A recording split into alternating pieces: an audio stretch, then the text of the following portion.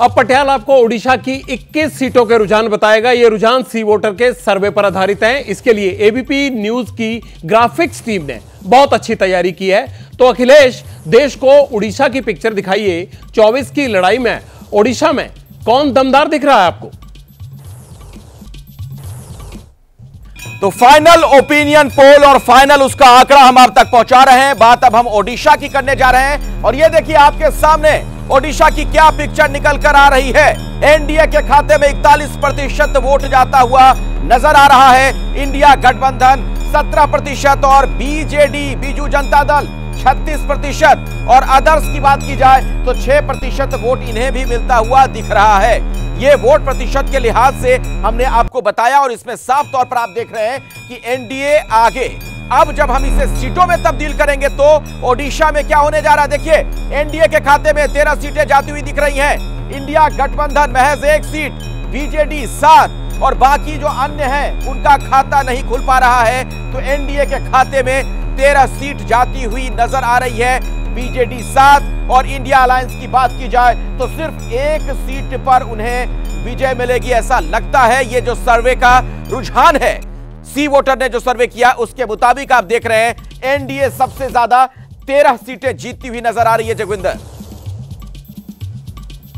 आपने ओडिशा की पिक्चर देखी और यहां 21 में से 13 सीट एनडीए को और 1 सीट इंडिया गठबंधन को मिलती हुई दिख रही है, जबकि 7 सीट बीजेडी के खाते में जाती हुई दिख रही हैं। यह ओडिशा का ताजा ओपिनियन पोल आया है। अगर इसकी तुलना हम 2019 से करें तो बीजेपी को 21 में से 8 सीटें मिली थी और वोट शेयर रहा था उसका 38.4%।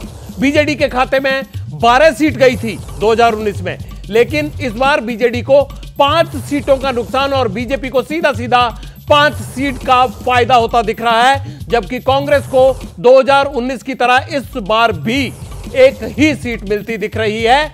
और यह ओडिशा का आप देख रहे हैं ओपिनियन पोल और जो रुझान हमारे तक आए हैं वो आपको बता रहे हैं हम।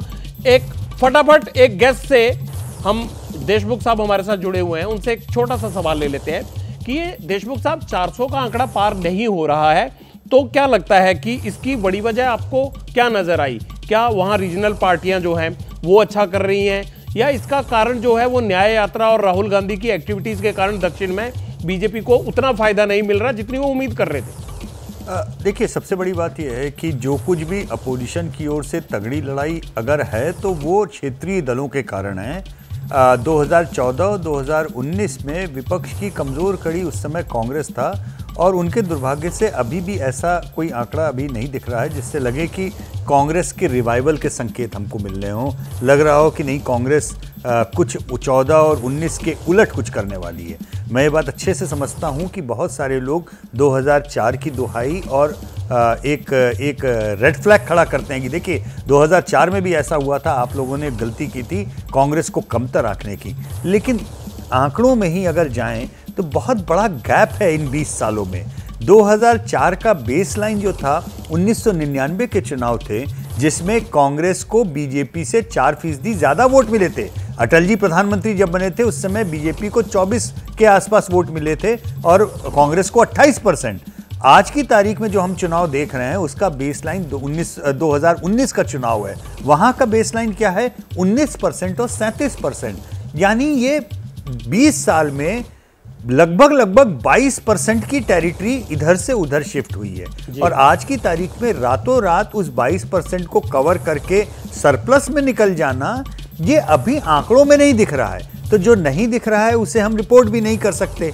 हाँ, ये जरूर है कि जो विपक्ष की बाकी पार्टियां हैं उन्होंने 2014 में चाहे ममता बनर्जी हो, चाहे स्टालिन हो, या for that matter even Arvind Kejriwal, Punjab में उनका जो प्रदर्शन था 2014 में, इन सारे लीडर्स ने अच्छी खासी लड़ाई 14 में भी दी थी, 19 में भी दी थी और अभी भी हमारे ओपिनियन पोल के हिसाब से लड़ाई दे रहे हैं। तेजस्वी अच्छी लड़ाई लड़ रहे हैं, अखिलेश यादव अपनी ओर से भरसक कोशिश कर रहे हैं।